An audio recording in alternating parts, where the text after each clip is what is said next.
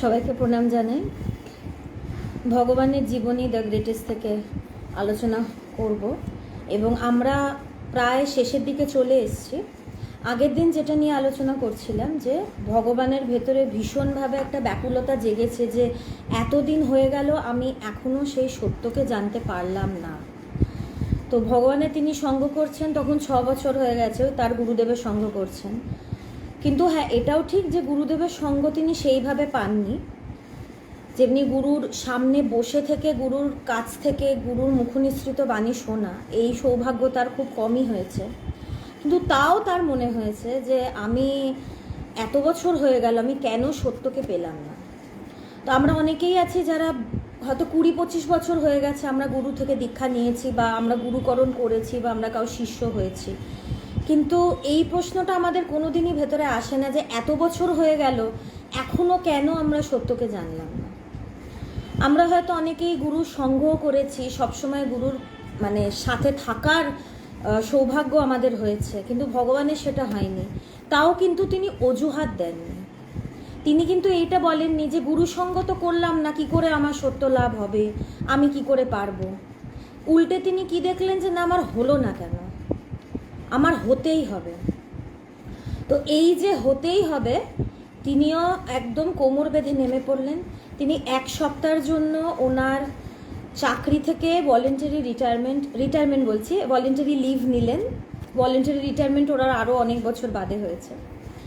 তো উনি ভগবান এটা একদমই স্থির দৃঢ় সংকল্প করলেন যে 1 সপ্তাহের মধ্যেই আমি সেই সত্যকে জানব। তো এখন যে আলোচনাটা করব যে ওনার এই যে 1 সপ্তাহ উনি কাটাবেন, এই যে শুরু করলেন, সকাল থেকে ভোরবেলা থেকেই তিনি শুরু করলেন নিজের সাধনা, তার কি হচ্ছিল বা কিভাবে তার এই দিনটা কাটছিল। তখন তার ফ্যামিলি আছে, তার স্ত্রী রয়েছেন, তার কন্যা সন্তান আছে, সবই কিন্তু আছে। আমরা বলি কি সংসার করতে গেলে এগুলো হয় না, কিন্তু ভগবানকেই দেখছি যে সব কিছু থাকার পরেও তিনি করছেন। 1 সপ্তাহের জন্য চাকরির থেকে ছুটি নিলেন, নিয়ে তিনি ভাবলেন যে আমি এই 1 সপ্তাহের মধ্যেই যা হবার হবে, এই 1 সপ্তাহের মধ্যেই আমি সত্যকে জানবো, কারণ অনেক অনেক হয়ে গেছে, আর মনের হাতে সব কিছু ছেড়ে রাখলে চলবে না। তো তিনি একটা পদ্ধতিও নিয়েছেন। তিনি যেভাবে সাধনা করছিলেন সেটা হচ্ছে মনের বা চিন্তার উৎসের দিকে তাকানো, যে আমার চিন্তাটা যেখান থেকে আসছে, সেই উৎস কোথা থেকে আসছে, চিন্তাটা কোথা থেকে উঠছে, সেই জায়গায় তাকানো।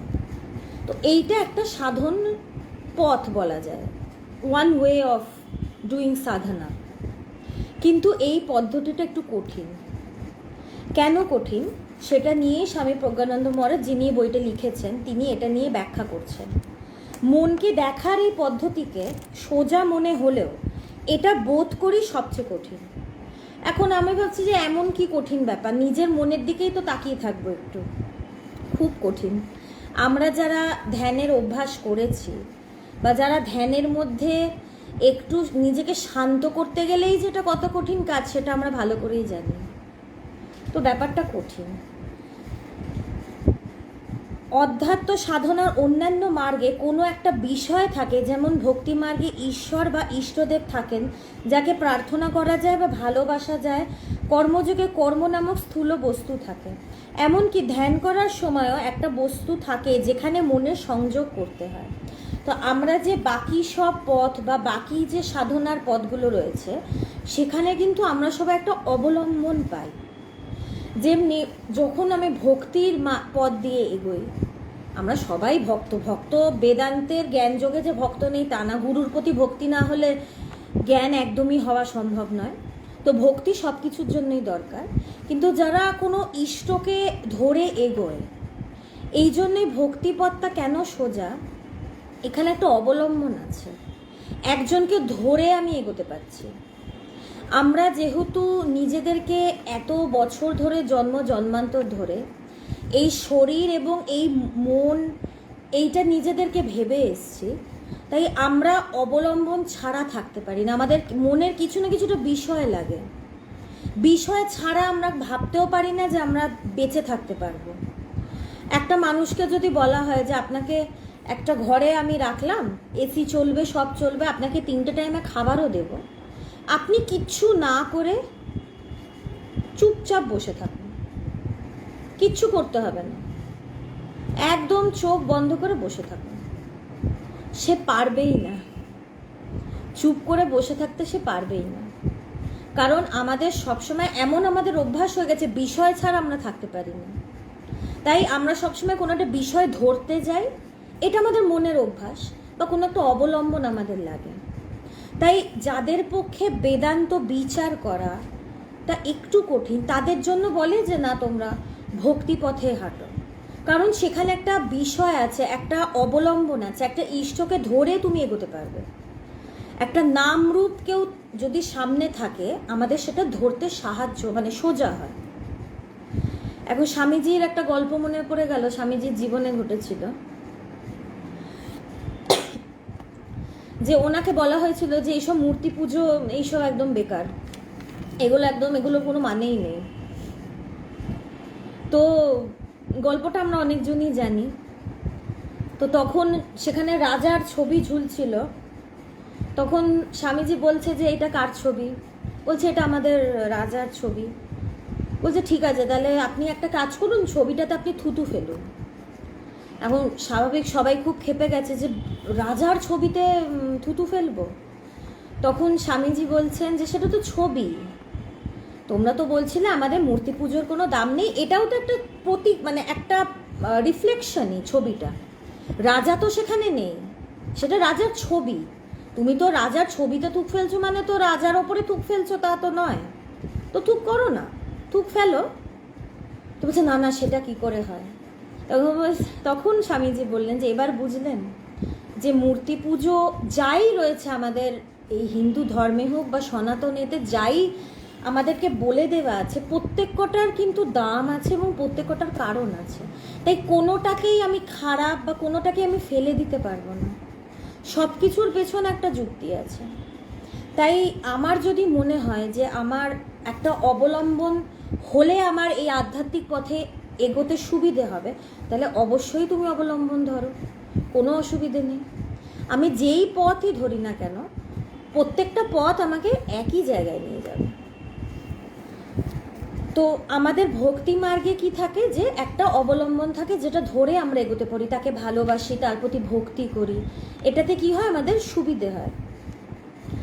এবং আর একটা কি বলছে যে কর্মযোগে কর্ম নামক স্থূল বস্তু থাকে, কর্মযোগে কর্মটা থাকে, সেই কর্মটাকে মানে অবলম্বন করে আমরা এগোই।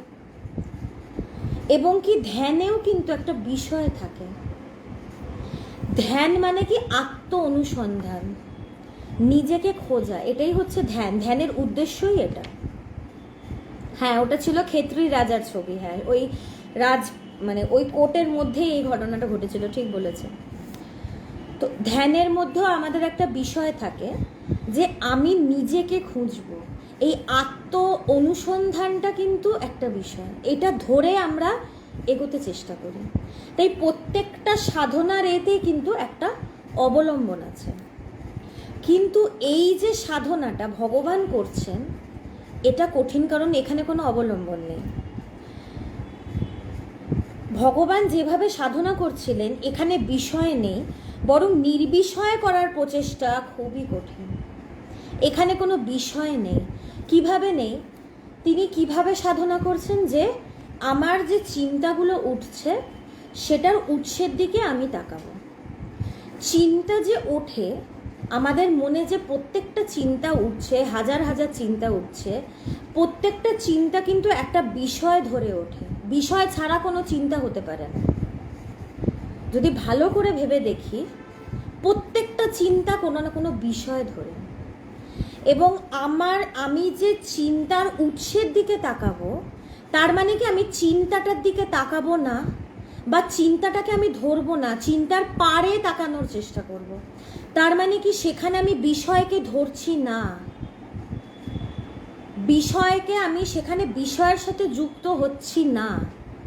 চিন্তার সাথে নিজেকে আলাদা রেখে আমি চিন্তার পারে তাকানোর চেষ্টা করছি। এই কাজটা খুব কঠিন, কারণ একটু আগেই বললাম আমাদের মনের ভীষণভাবে এটা টেন্ডেন্সি যে সবসময় একটা বিষয়কে ধরা, বিষয় ছাড়া মন থাকতে পারে না।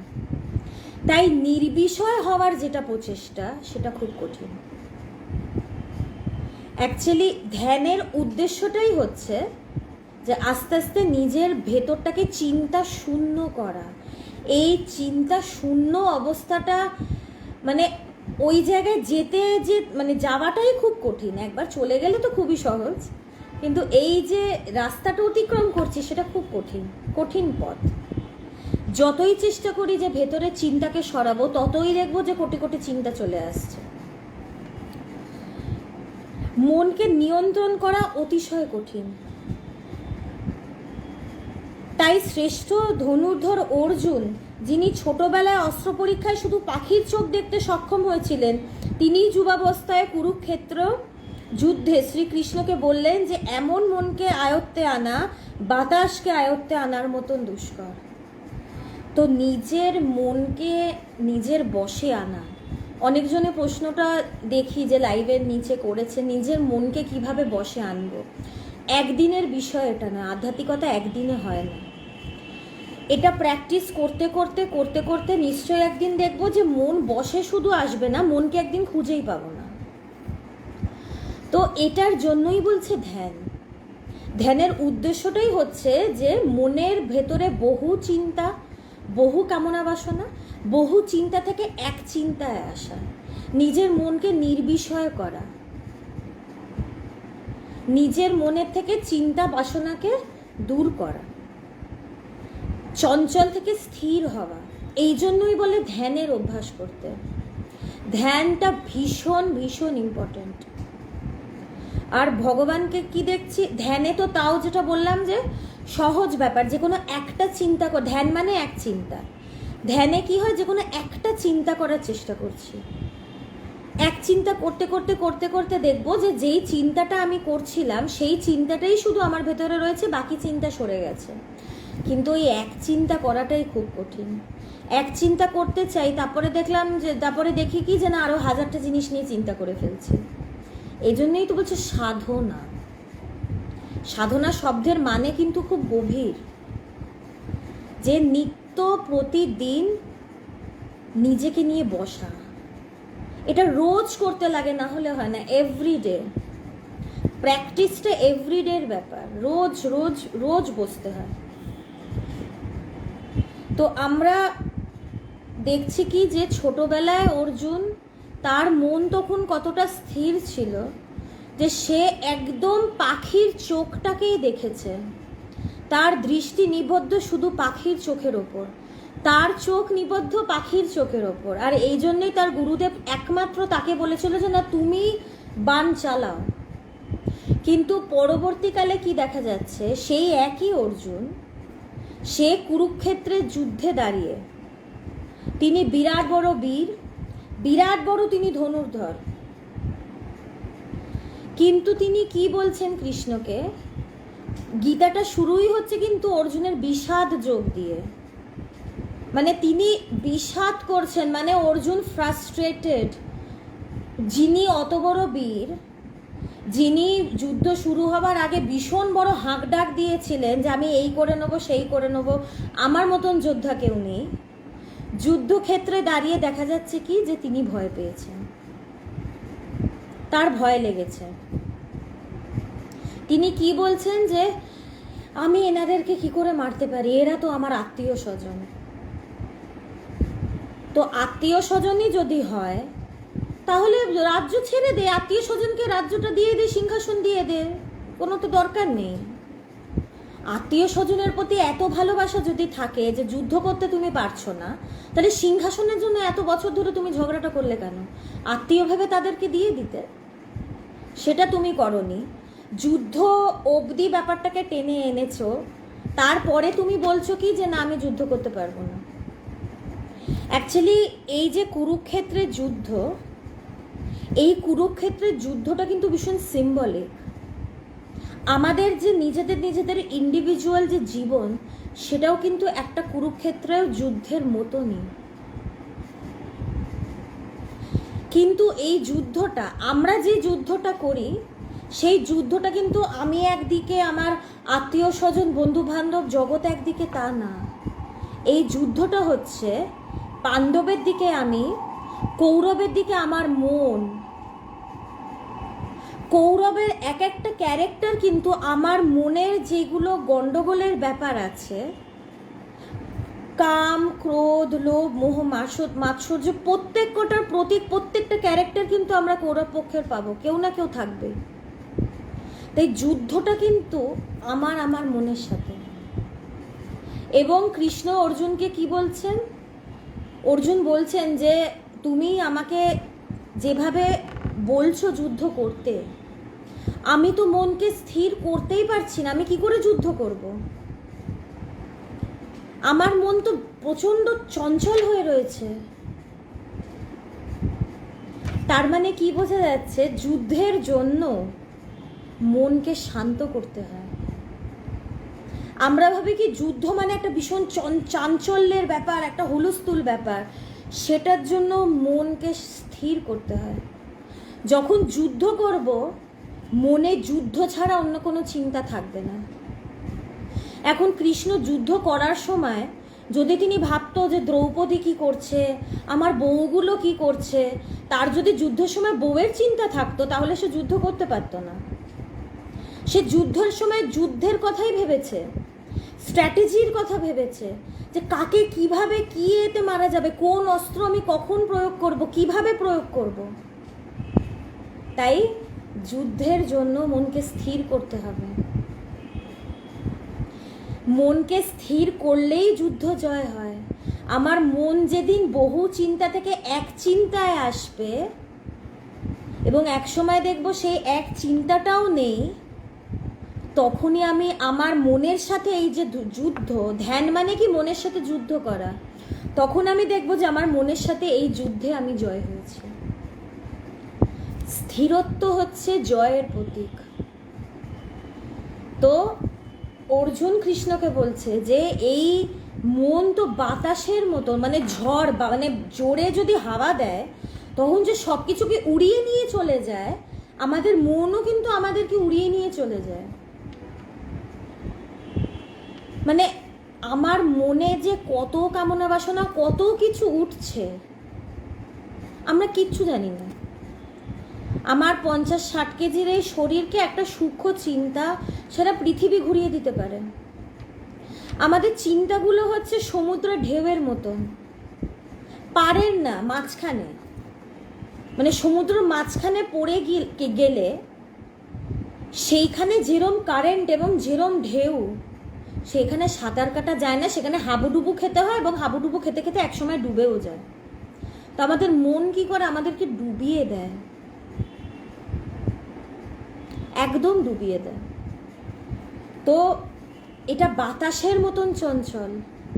তো কৃষ্ণ প্রশ্ন করেছিল যে কি করে আমি এই মনটাকে হাতের মুঠোয় আনবো। অর্জুন এই প্রশ্নটা করছেন। তো অর্জুনেরই যদি এই প্রশ্ন থাকে, তাহলে আমাদের তো অবশ্যই এই প্রশ্ন থাকা উচিত। ভগবান নিজেও মনকে দেখতে গিয়ে একসময় তার ডায়েরিতে লিখেছিলেন যে মন শরীরের সাথে সম্বন্ধ রহিত একটি অনন্ত প্রবাহ। এটা ভগবানের একটা অনুভব হয়েছিল, এই অনুভবটা তিনি ডায়েরিতে লিখেছিলেন। অনুভবটা তার কেন হয়েছিল, এই অনুভবটা তার এসছিল কেন? কারণ তিনি মনের দিকে তাকিয়েছিলেন, তাকিয়ে থাকতে থাকতেই তার এই অনুভবটা হয়েছে। অবজারভেশন কিন্তু একটা বিরাট ব্যাপার, মনকে অবজার্ভ করতে হয়। তাই আমাদের আশ্রমে ভগবানের থেকেও এটা শুনেছি, স্বামীজিরাও এই কথাটা বলে যে মনের দিকে তাকিয়ে থাকো, অবজার্ভ করো, কি আসছে, কি যাচ্ছে, কোন চিন্তা আসছে। খুব কঠিন, আবার বলছি ভীষণ কঠিন। মনকে অবজার্ভ করতে যাই, চিন্তাগুলোকে দেখতে যাই, তারপরে দেখি দেখছি না, চিন্তা নিয়ে ভেবে ফেলছি। তো অবজারভেশনে অনেক কিছু ধরা পড়ে। একটা পুলিশ সে জানে কি যে একটা চোর এখানে চুরি করে, তো সে কি করেছে, সে সেখানে দরজার বাইরে পাহারা দিতে শুরু করেছে। তো সেই চোর, সেও তো তাকে তাকে থাকবে যে সে পুলিশটা গেলেই আমি চুরি করব। এখন সে যদি দেখে যে পুলিশটা নড়ছেই না, তাহলে সে কী করবে? সে সেখান থেকে চলে যাবে, বলে যাই বাবা, আমার এখানে চুরি করা হবে না। তো মন কি? মন এই চোরের মতন, মন আমাদের শান্তি আনন্দ চুরি করে। তাই এখানে একটা দ্বাররক্ষী দরকার। পুলিশের মতন নিজের দৃষ্টি নিবদ্ধ রাখতে হবে, অবজার্ভ করতে হবে মনকে। যত মনের দিকে তাকাবো তত দেখবো আস্তে আস্তে মনে চুরি করা বন্ধ হচ্ছে। একটা দুষ্টু বাচ্চা, সে দুষ্টুমি করছে, মা যখন কটমট করে তাকায়, বাচ্চাটা কিন্তু মানে একটু হলেও দুষ্টুমি করা বন্ধ করে। তাই মনের দিকে একটু কটমট করে তাকাতে হবে। তাই অবজারভেশনে অনেক কিছু ধরা পড়ে। ভগবান যেহেতু অবজার্ভ করছেন নিজের মনকে, তাই তার কিন্তু এই অনুভবটা হচ্ছে কি, যে মনকে দেখতে গিয়ে এক সময় তার ডায়েরিতে লিখেছিলেন যে মন শরীরের সাথে সম্বন্ধ রহিত একটি অনন্ত প্রবাহ। মনের শরীরের সাথে কোনো সম্বন্ধ নেই। মন কিন্তু শরীরের কোনো পার্ট নয়। এটা যদি শরীরের একটা অর্গান হতো, তাহলে এটা শরীরের কোনো একটা নির্দিষ্ট জায়গায় থাকতো। আমার যদি পুরো শরীরটাকে চিরে ফেলা হয়, এখানে মন বস্তুকে খুঁজে পাওয়া যাবে না। মন কি সূক্ষ্ম, মনকে সূক্ষ্ম শরীর বলা হয়, এবং এটা শরীরের সাথে কোনো সম্বন্ধ নেই ঠিকই, কিন্তু এই মনটাই কিন্তু শরীরকে ওঠায় এবং বসায়। এদিকে সম্বন্ধ রহিত একটা অনন্ত প্রবাহ, একটা ফ্লো, অনন্ত ফ্লো। মানে মনের দিকে যদি ভালো করে তাকাই, দেখবো কি চিন্তাটা একটা অনন্ত প্রবাহ, মানে চলছে, মানে কোনো শুরুও দেখা যাচ্ছে না, শেষও দেখা যাচ্ছে না। ইনসেসেন্ট ফ্লো অফ থটস। মন মাঝে মাঝে খেয়াল খুশি মতো শরীরে ঢুকে নানা কসরত শুরু করে দিচ্ছে। তো মনের যখন ইচ্ছে হচ্ছে তখন সে আমাদের শরীরের মধ্যে ঢুকছে বলতে কথাটাকে লিটারালি নেবেন না, মানে চিন্তা মানে এখান থেকে বেরিয়ে শরীরের মধ্যে ঢুকছে এরকম কিছু ব্যাপার না। এখানে বলছে কি, যে যখন আমার মনটা শরীরের ওপরে পড়ছে, যখন ঘুমিয়ে যাচ্ছি, তখন তো শরীরের বোধ থাকে না, কারণ তখন মনও ইনঅ্যাক্টিভ থাকে। তো যেই আমি ঘুম থেকে উঠে পড়লাম, আমার মনটা গিয়ে পড়লো আমার শরীরের ওপর। তো যেই শরীরের ওপরে পড়লো, তখনই শরীরের নানা কসরত শুরু হয়ে গেল। তার আগে যখন মন অ্যাক্টিভ ছিল না, ঘুমের মধ্যে কিন্তু শরীরের বোধও ছিল না, শরীরের কসরতও ছিল না। যেই মনটা জেগে উঠলো, মনটা গিয়ে দেহর ওপরে পড়লো, তারপরে নানা কাজকর্ম, নানা মুভমেন্ট শুরু হয়ে গেল। সত্যি কোনো মুহূর্তে একটি বৃত্তি উঠবে এবং সেই বৃত্তি আমাদের কোথায় রকেটের মতো নিয়ে যাবে তা আমরা বুঝতেই পারি না, কিন্তু একে নিগ্রহ করতে গেলেই দেখা যায় এই মন ভয়ঙ্কর শক্তি নিয়ে ছিটকে ফেলে দেয় আমাদের। ধ্যান করার সময় ভীষণভাবে বোঝা যায় যে মনের কিরম ক্ষমতা। আমরা ভাবে কি আমার মন, মানে কি মনটা আমার পজেশনে, কিন্তু অ্যাকচুয়ালি আমার মন না, আমি মনের। সত্যটা এইটা, আমার মনের ওপরে কোনো নিয়ন্ত্রণই নেই। কারণ যখন ধ্যান করতে যাই, তখন যখন মনটাকে একটু বসাতে যাই, একটু শান্ত করতে যাই, মন আমাদেরকে ছিটকে ফেলে দেয়। মানে কিছুতেই মনটাকে এক জায়গায় বসাতে পারি না, এমন মনের ক্ষমতা। অ্যাকচুয়ালি মনটা জেগে ওঠা মানে কি, রকেটের পেছনে আগুন লাগা। রকেটটা এমনি বোতলে রেখে দিলে, আমরা বাজি ফাটাই তো, এমনি বোতলে রেখে দিলে কিন্তু সে উড়বে না, তার পেছনে আগুনটা দিতে হবে, তারপরে সে হুশ করে ওপরে যাবে, গিয়ে তারপরে ফাটবে। তো এই মনের পেছনে আগুনটা আমাদের লাগে কেন? যখন আমরা জেগে উঠছি, তার মানে কি ওই আগুন ধরলো, এবার রকেট উঠবে, এবার বাজি ফাটবে, মানে আমার বিভিন্ন কাজকর্ম শুরু হবে। তাই ধ্যান করতে হবে অবশ্যই। এখন এই কথাটা বললাম যে ধ্যান করলে বুঝতে পারি যে মন কীরকম ভয়ঙ্কর শক্তিশালী, আমাদেরকে ছিটকে ফেলে দেয়। এইটা শুনে ধ্যানই করব না, তাহলে তো কোনো দিনই কিছুই হবে না। করতে হবে, প্রথম দিন না হলে তারপরের দিন হবে, তারপরের দিন না হলে তারপরের দিন হবে, একদিন হবেই হবে, কিন্তু আমাকে রোজ করে যেতে হবে। ধ্যানটা ভীষণ ইম্পর্ট্যান্ট। মানে আধ্যাত্মিক পথের এই ফার্স্ট স্টেপ মেডিটেশন, এটা করতেই হবে। মানে ধ্যান কি মনটাকে একটু কান মোলা দেওয়া, এবার কান মোলাটা ভালো করে দিতে হবে। মনকে বলতে হবে, বাচ্চারা যখন বাইরে খেলে, এখন অবশ্য বাচ্চাদের খেলতে দেখা যায় না, কিন্তু এক সময় আমরা মাঠে ঘাটে খেলতাম, তখন মারা কি বাড়ি থেকে ডাকে চিৎকার করে, কিরে পড়তে বসবি না, বাড়ি আয় বাড়ি আয়, সন্ধে হয়ে যাচ্ছে বাড়ি আয়। বাচ্চা কিছুতেই শোনে না, তখন মা কি করে, কান ধরে টেনে নিয়ে আসে। তো আমাদের ভেতর থেকে সেই জ্ঞান কিন্তু বলে যে কিরে অনেক তো হলো, বাড়ি আসবি না, কিরে অনেক তো হলো, কিন্তু এই ডাকটাকে আমরা খুব একটা পাত্তা দিই না। মন বাইরে খেলতে ব্যস্ত। তারপরে কি হয়, গুরুর কৃপায়, গুরু কি করেন, গুরুর কৃপায় ওই কান মোলা দিয়ে মনকে নিজ নিকেতনে নিয়ে আসে, যে এই বাড়ি আস, অনেক খেলেছো, এবার বসো, যে নিজের ঘরে ফেরো। তাই এই কান মোলাটা দিতে হবে, এবং দেখতে হবে কি মন যেন আর চুরি না করে।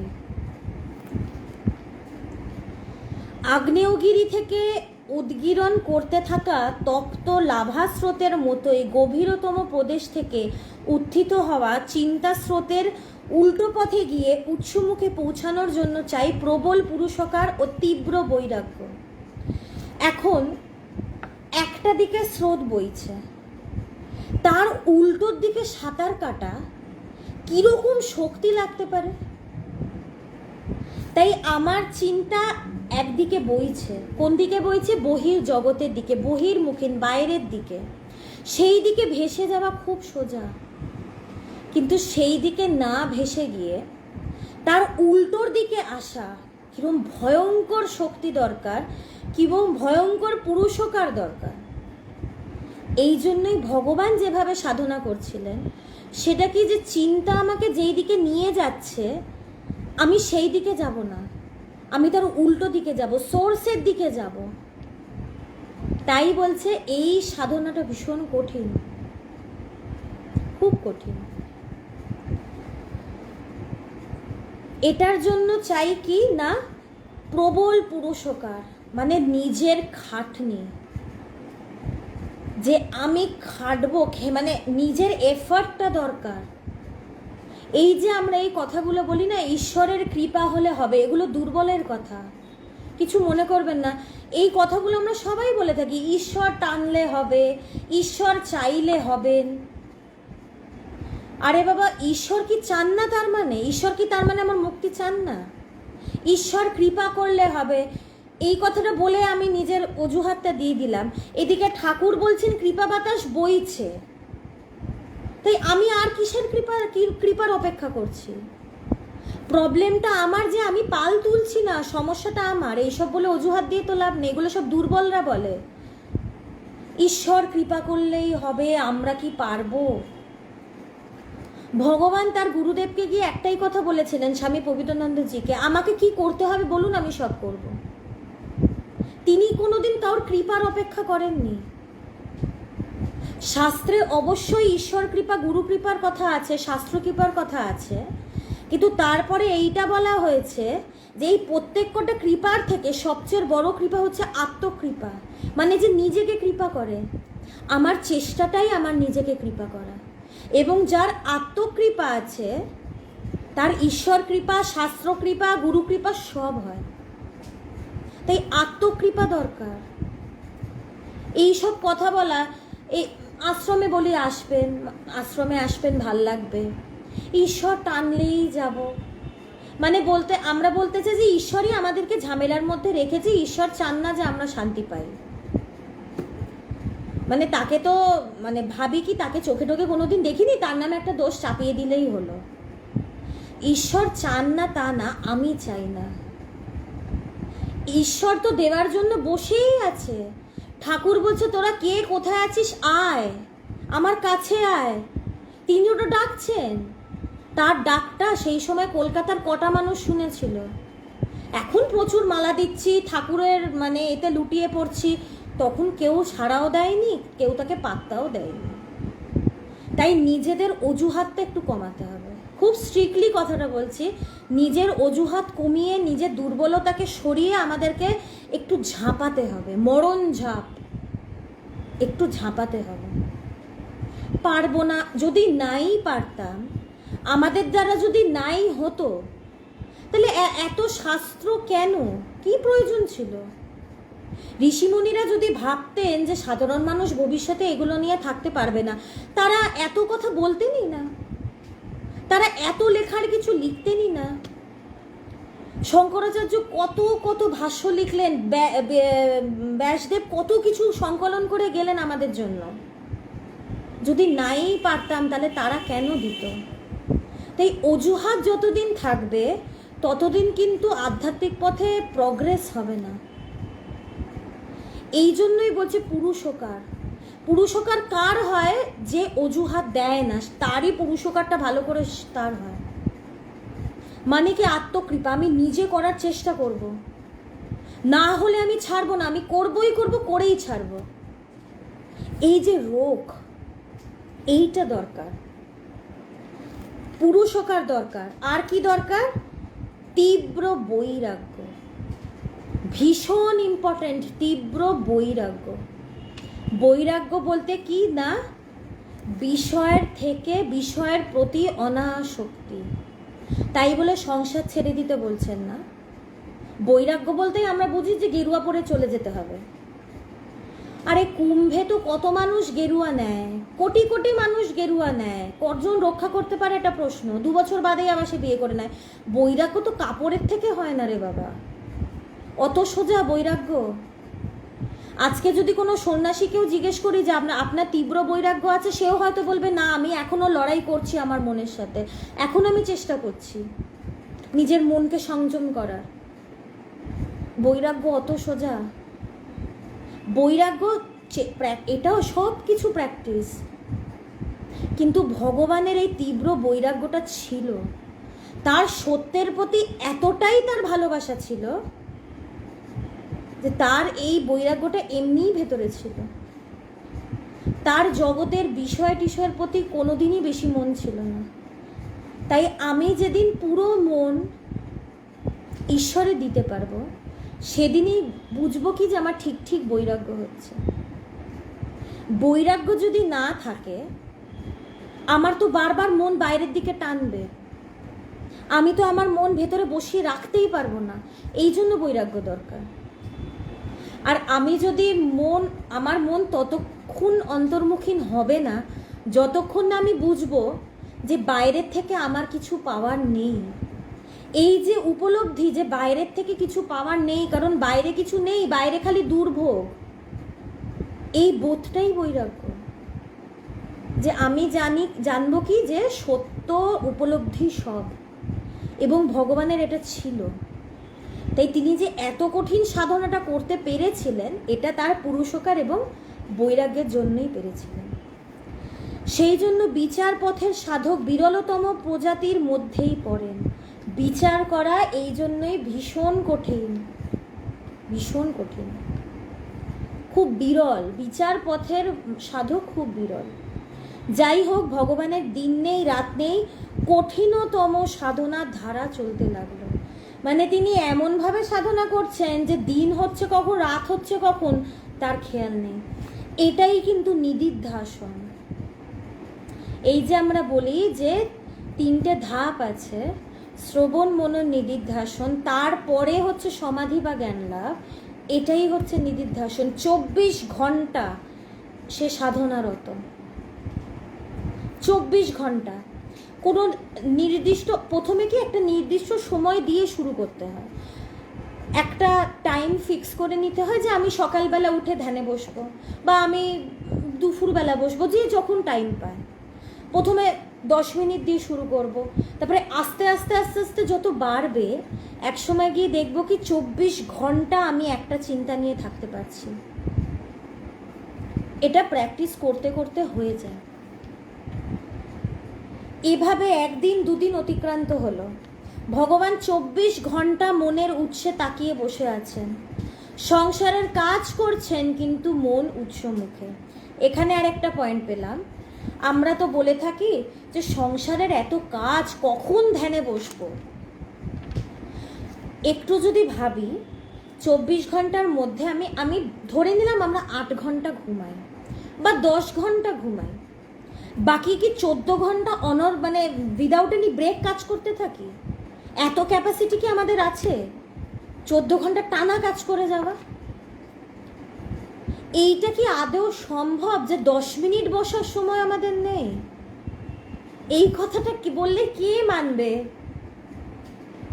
এক সময় ভগবান তার গুরুদেবকে বলেছিল, ভগবান আমাদেরকে নিজেই একদিন বলছিলেন যে আমি একসময় আমার গুরুদেবকে বলেছিলাম যে আমার 108 বার জপ করার সময় নেই, আর এখন আমি দেখছি আমার ঈশ্বর চিন্তা ছাড়া অন্য কিছু করার সময় নেই। তাই যদি মনে হয় যে সংসার করতে গিয়ে সময় পাচ্ছি না, তাহলে যেন এই লাইনটা মনে থাকে যে ভগবান সংসারের কাজ করছেন কিন্তু মন উৎসমুখে। মানে কি সংসারের কাজটা বাধা নয়, সংসারের কাজ তো আমাদের অভ্যাসবশত হয়। আমরা যখন দাঁত ব্রাশ করি তখন কি খুব ভাবতে হয় দাঁত ব্রাশ করছি, এরম এরম করে ব্রাশ করছি? তখন অভ্যাসবশত ব্রাশ করে ফেলি। যখন চান করি তখন কি ভাবি এই এক মগ ঢাললাম, হাতে ঢাললাম, এই এক মগ ঢাললাম, পায়ে ঢাললাম? তখন কি এত ভাবি? অভ্যাসবশত চান করি। যখন হাঁটি তখন কি ভাবি এই বাঁ পায়ে করছি, এই ডান পায়ে করছি, এরকম করে কি চিন্তা করি? ওটা আমাদের স্বতঃস্ফূর্তভাবে হয়, কারণ অভ্যাস।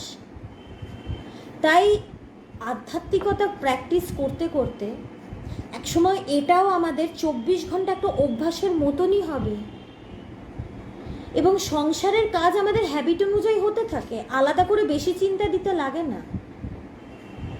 বাইরে আমি সংসারের কাজ করব কিন্তু ভেতরে আমার মন সেখানেই থাকবে। এটা সম্ভব। সম্ভব না হলে ভগবানের হলো কি করে?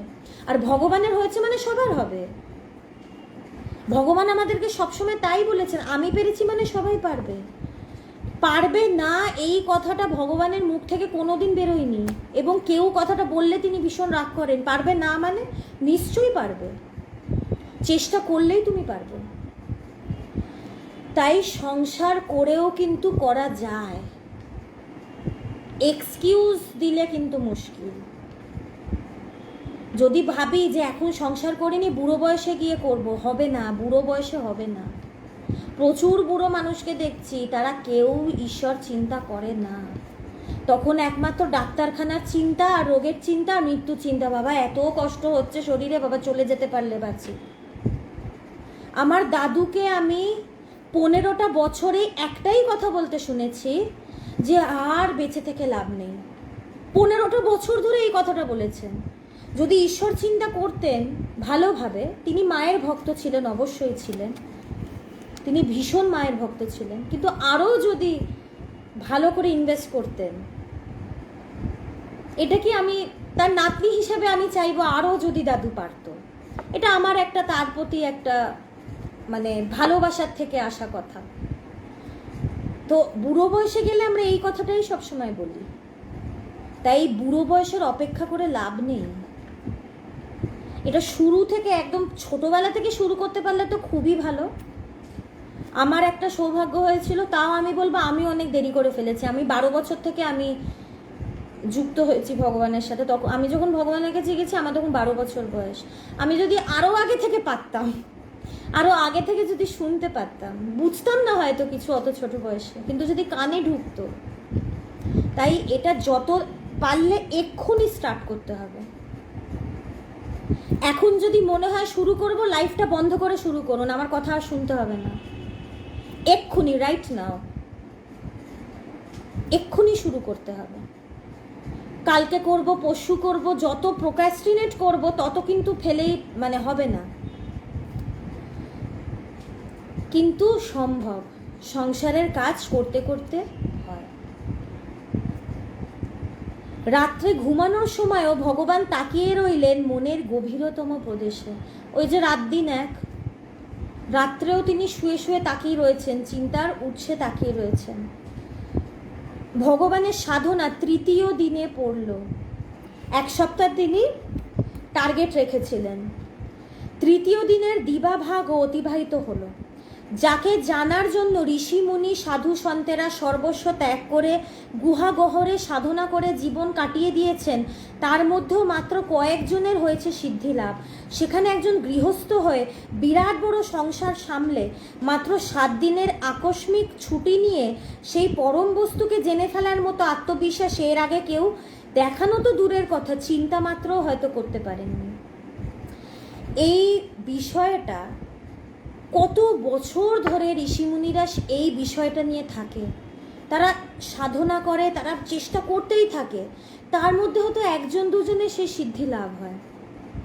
কিন্তু এই দিকে ভগবান, যিনি গৃহস্থ, তার সংসার আছে, বিরাট বড় সংসার, নিজের তো সংসার আছেই, তার ওয়াইফ এবং কন্যা সন্তান, তার মা বাবা রয়েছে, ভাই বোন রয়েছে, বিরাট বড় ফ্যামিলি, তাকেই দেখতে হয়। তিনি গৃহস্থ হয়ে এত বড় সংসার থেকে ঋষিমুনিরা বছরের পর বছর যে জিনিসটাকে পাননি, ভগবান 1 সপ্তাহ ছুটি নিলেন এবং ছুটি নিয়ে কি বললেন যে 1 সপ্তাহ মধ্যেই আমি লাভ করব। এইরকম আত্মবিশ্বাস আমি অন্তত কাউকে দেখিনি, আমার মধ্যেও এত নেই। যে কিরকম তার কিরকম আত্মবিশ্বাস যে করবই করব এবং পারবো, আমি পারবো, এই কথাটা না মন্ত্র হিসেবে রাখতে হয় যে তুমি পারবে। তুমি কোন পরিবারে জন্মেছো, তুমি ব্রাহ্মণ না কায়স্থ, এইসব বেকার কথা। তুমি কত টাকা চাকরি পাও, তুমি কি কোন এতে জন্মেছো, কি করেছো, তুমি আধ্যাত্মিকতা আগে শুনেছো কি শোনোনি, কিচ্ছু লাগে না। শোনোনি শোনো, এখন তো শোনাই যায়, এই তো এত দিন ধরে তো লাইফ চলছেই। তো এখানে কোনো ক্রাইটেরিয়া নেই। নিজেকে জানবো, সেটার জন্য যদি ক্রাইটেরিয়া থাকে তাহলে কি নিজেকে জানা হবে? নিজের আসল পরিচয় জানবো, এইটার জন্য কিচ্ছু লাগে না। গৃহস্থ সন্ন্যাসী ওই কিচ্ছু লাগে না, খালি আত্মবিশ্বাস এবং মুমুক্ষুত্ব লাগে। জানার চেষ্টা, জানার তীব্র ইচ্ছা, এইটা লাগে।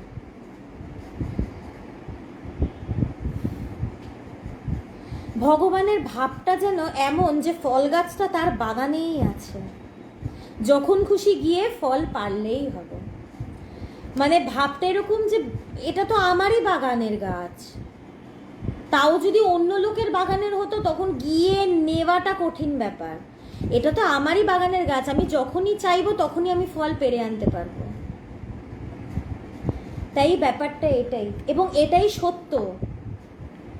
নিজের যে আসল স্বরূপ, সে আত্মা বা ব্রহ্ম, এটাই ভাবতে হবে কি যে আমার বাগানেই গাছটা রয়েছে। এইটা যদি ভাবি অনেক দূরের ব্যাপার, ঈশ্বর আকাশে থাকেন, এইসব ভাবলে মুশকিল। এই যে এতদিন ধরে যে ধারণাগুলো পুষে রেখেছিলাম, এগুলো সব মুছে ফেলতে হবে। ভগবান শুধু আকাশে কেন, তিনি আকাশে বাতাসে কোথায় তিনি নেই, এবং যে তাকে আকাশে বাতাসে খুঁজছে, ঈশ্বর তার ভেতরেও রয়েছে। এবং শুধু তার ভেতরে না, যিনি খুঁজছেন, যাকে খুঁজছেন, দুটো একই। আমি ঈশ্বরকে খুঁজতে গিয়ে কি দেখব যে আমি ঈশ্বর, মানুষই ভগবান, অহম ব্রহ্মাস্মি, আমি সেই ব্রহ্ম বা আত্মা। তাই এটা দূরে কোথাও নেই, আমার ভেতরেই তো আছে, আমার তো খুব কাছে, কাছেরও কাছে। আমার আপনার চেয়ে আপন যে জন, খুঁজি তারে আমি আপনার। কবি নজরুল ইসলামের গান, কি সুন্দর, গানটা শুনলে গায়ে কাঁটা দেয়। আমার আপনার চেয়ে আপন যে জন, খুঁজি তারে আমি আপনার। নিজের ভেতরেই তিনি আছেন, আমার এখানেই আছেন, তাকে খোঁজার জন্য দূরে কোথাও যেতে হবে না। আমার ভেতরেই তিনি আছেন, এবং ভেতরে খুঁজলে আমি তাকে পাবোই পাবো, এবং তিনি আমার আপনেরও আপন। তাই গাছটা আমার বাগানেই আছে, যখন ইচ্ছে গিয়ে শুধু পেরে নিলেই হবে। এইটা আত্মবিশ্বাস।